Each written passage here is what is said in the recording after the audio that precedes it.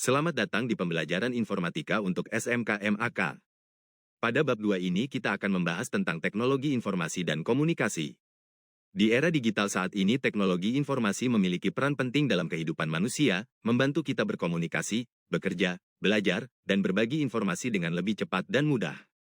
Yuk kita pelajari bersama bagaimana teknologi ini digunakan. Contohnya adalah Microsoft Office 365.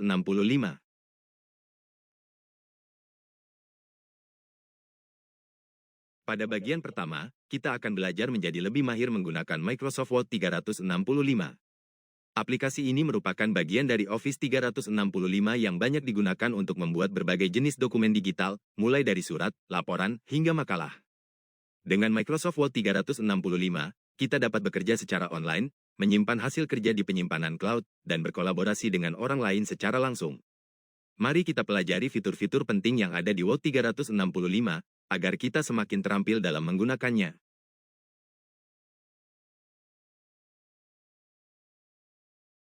Office 365 adalah kumpulan aplikasi produktivitas yang dikembangkan oleh Microsoft untuk membantu pekerjaan kita sehari-hari. Di dalamnya terdapat berbagai program seperti Word untuk pengolah kata, Excel untuk mengolah data, PowerPoint untuk membuat presentasi, dan Outlook untuk mengelola email. Selain itu, Office 365 juga menyediakan aplikasi lain seperti Access, OneNote, Publisher, dan OneDrive yang terhubung langsung ke penyimpanan cloud. Semua aplikasi ini saling terintegrasi sehingga memudahkan kita bekerja dimanapun dan kapanpun.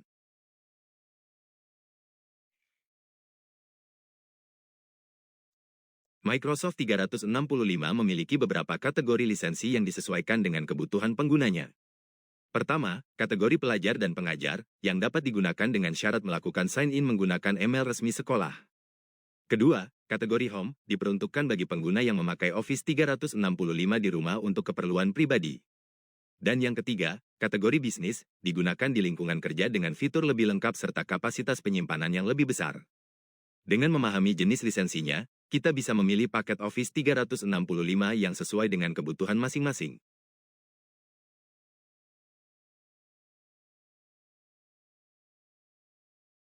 Pada bagian ini, kita akan mempelajari cara bekerja dengan aplikasi Word 365. Langkah pertama, login ke dalam sistem dengan menggunakan username yang telah dibuat sebelumnya. Setelah berhasil login, klik ikon Word. Kemudian, Anda akan dibawa ke dalam interface Word. Tampilan interface Microsoft Word 365 mirip dengan versi sebelumnya, dengan beberapa fitur tambahan seperti menu search dan berbagai template baru. Untuk membuat dokumen baru, klik New, Blank Document. Setelah itu, Anda berhasil membuat dokumen baru dan siap untuk mulai bekerja dengan Microsoft Word 365.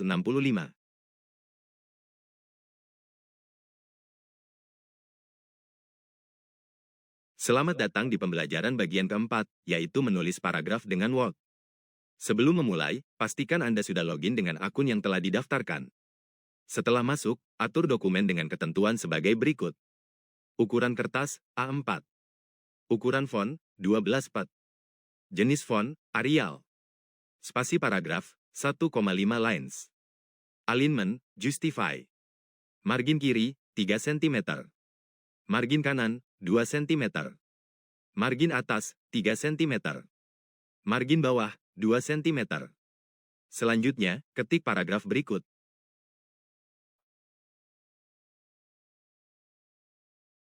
Mengenal memori RAM pada komputer. Memori RAM adalah komponen penting dalam komputer. Pada sistem operasi Linux, RAM bisa menggunakan berbagai merek dan model tanpa masalah. Namun, jika kita memindahkan atau menambah RAM dengan merek dan chip yang berbeda, sistem Linux akan mengalami kernel panik dan mendeteksi ulang secara otomatis. Untuk menjalankan Linux, minimal dibutuhkan RAM 64 MB. Jika ingin menggunakan tampilan desktop yang lebih bagus, seperti pada distro Fedora, minimal RAM yang diperlukan adalah 256 MB. Sedangkan untuk penggunaan yang lebih lancar sebagai desktop PC, disarankan menggunakan RAM 512 MB. Selamat, Anda telah berhasil membuat dokumen untuk pertama kali. Sekarang, kita akan melihat ulang format paragraf sesuai ketentuan yang telah ditentukan. Buka menu paragraf dengan klik kanan pada dokumen, lalu pilih paragraf. Pada jendela paragraf, lihat bagian berikut. Di bagian general, alignment menjadi justified. Di bagian indentation, before text dan after text kosong, atau null pad. Selanjutnya, di bagian spacing, pastikan line spacing sudah menjadi 1,5 lines. Setelah semua pengaturan selesai, klik OK untuk menerapkan format paragraf. Sekarang dokumen Anda sudah siap dengan format paragraf yang benar.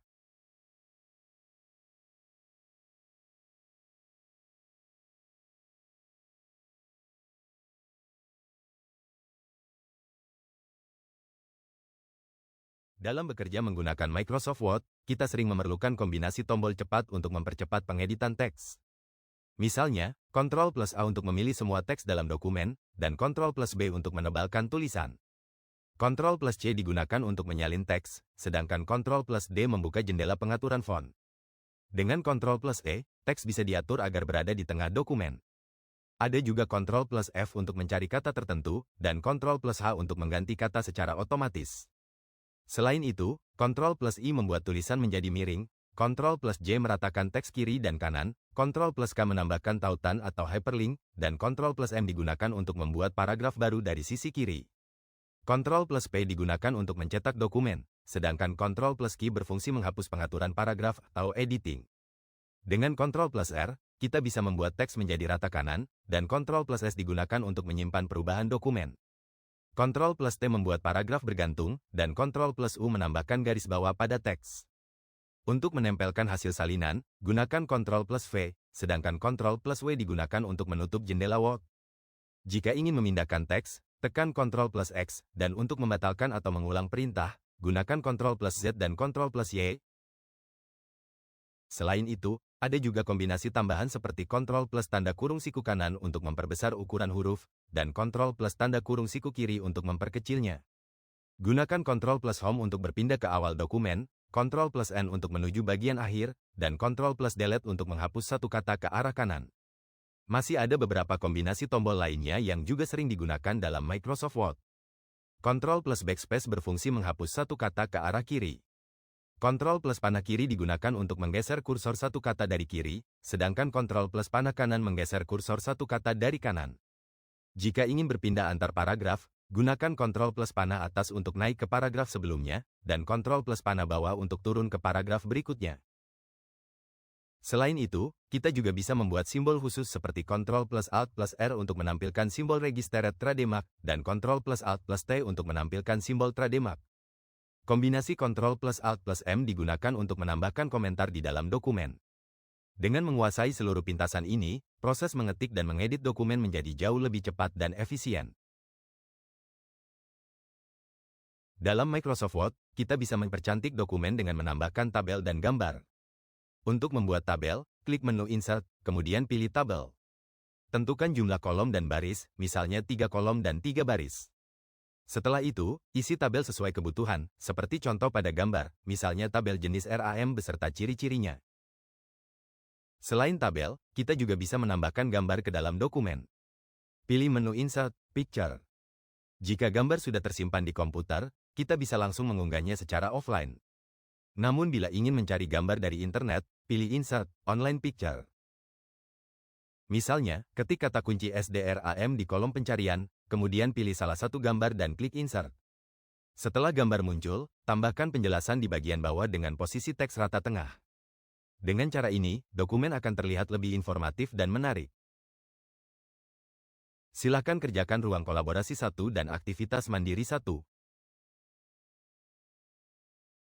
Sekarang kita masuk ke bagian B, yaitu terampil menggunakan Microsoft Excel 365. Excel merupakan aplikasi lembar kerja digital yang digunakan untuk mengolah data angka, membuat laporan, dan menampilkan informasi dalam bentuk tabel serta grafik. Langkah pertama, masukkan data ke dalam lembar kerja Excel seperti contoh tabel yang berisi kolom nama, satuan, jumlah, harga pokok, harga jual, dan subtotal. Setelah data dimasukkan, perhatikan tampilan kolom yang masih terlalu sempit. Kita perlu mengatur dimensi baris dan kolom agar data terlihat rapi dan mudah dibaca. Untuk menyesuaikan lebar kolom, terdapat dua cara.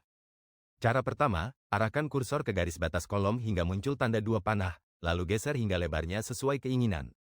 Cara kedua, klik kanan pada kolom yang ingin diubah, pilih kolom width, lalu masukkan ukuran lebar kolom yang diinginkan. Untuk mengatur beberapa kolom dengan lebar yang sama, lakukan blok beberapa kolom yang ingin diatur kemudian atur lebar kolom yang diinginkan.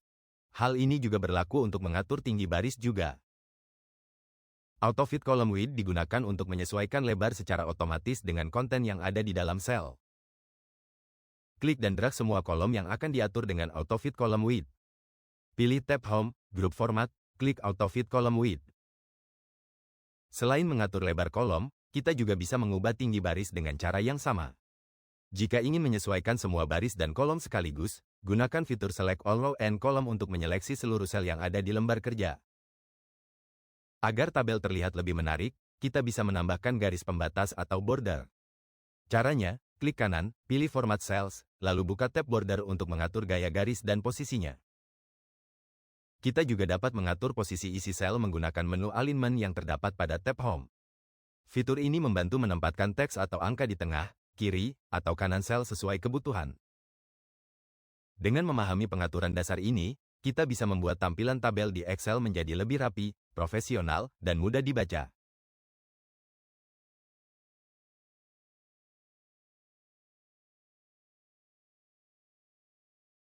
Selanjutnya silakan kerjakan uji kemampuan diri 1.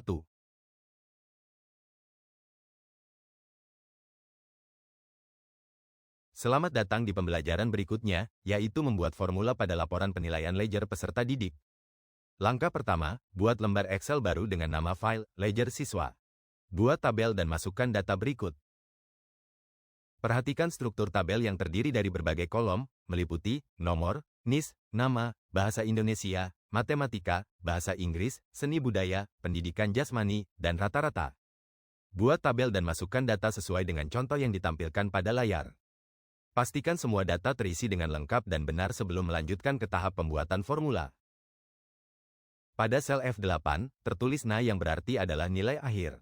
Masukkan formula untuk menghitung NA, yaitu 60% dikali K plus 40% dikali P, dengan K adalah nilai keterampilan dan P adalah nilai pengetahuan.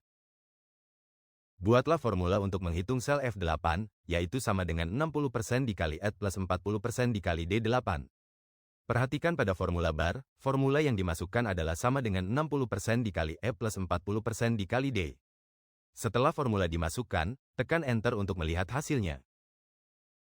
Untuk memulai, tekan Enter. Hasil perhitungan akan langsung ditampilkan pada sel tersebut. Selanjutnya, untuk menyalin formula yang sudah ditetapkan pada sel F8 ke sel F9 sampai F17, klik sel F8, kemudian tahan dan geser hingga F17. Dengan cara ini, semua formula akan tersalin secara otomatis sampai F17. Lakukan hal yang serupa pada sel J8 sampai J17, N8 sampai N17, R8 sampai R17, dan V8 sampai V17. Ini berarti kita perlu menghitung rata-rata untuk setiap mata pelajaran pada kolom-kolom tersebut. Setelah itu, hitung nilai rata-rata dari setiap nilai pengetahuan, nilai keterampilan, dan nilai akhir yang berada pada kolom X, Y, dan Z. Dengan langkah ini, seluruh perhitungan pada ledger siswa akan selesai dan dapat digunakan untuk pelaporan nilai. Terlebih dahulu, cari nilai pengetahuan. Pada sel X8, masukkan formula sama dengan D8 plus H8 plus L8 plus P8 plus T8 per 5. Formula ini akan menghitung rata-rata dari 5 nilai pengetahuan yang ada. Perhatikan pada formula bar, rumus yang tertera adalah sama dengan D8 plus H8 plus L8 plus P8 plus T8 per 5. Setelah itu, salin formula yang diterapkan pada sel X8 ke X9 sampai X17. Hasilnya, semua nilai rata-rata pengetahuan untuk setiap siswa akan otomatis terhitung. Selanjutnya, hitung rata-rata nilai keterampilan. Pada sel Y8, masukkan rumus sama dengan E8 plus I8 plus M8 plus Q8 plus U8 per 5. Perhatikan pada formula bar, rumus yang dimasukkan menghitung rata-rata dari 5 nilai keterampilan. Setelah formula dimasukkan, tekan Enter untuk melihat hasilnya. Kemudian, salin formula yang diterapkan pada sel Y8 ke Y9 sampai Y17. Dengan cara ini, rata-rata nilai keterampilan untuk semua siswa akan terhitung secara otomatis. Terakhir, cari nilai akhir dengan memasukkan rumus sama dengan F8 plus J8 plus N8 plus R8 V8, 5 pada sel Z8. Perhatikan struktur tabel yang menampilkan berbagai mata pelajaran dengan kolom pengetahuan dan keterampilan untuk setiap mata pelajaran. Setelah rumus dimasukkan pada sel Z8, salin formula yang diterapkan pada sel Z8 ke Z9 sampai Z17. Hasilnya sebagai berikut. Perhatikan bagaimana formula secara otomatis menyesuaikan referensi sel untuk setiap baris siswa. Perhatikan tampilan tabel yang sudah terisi dengan hasil perhitungan secara otomatis.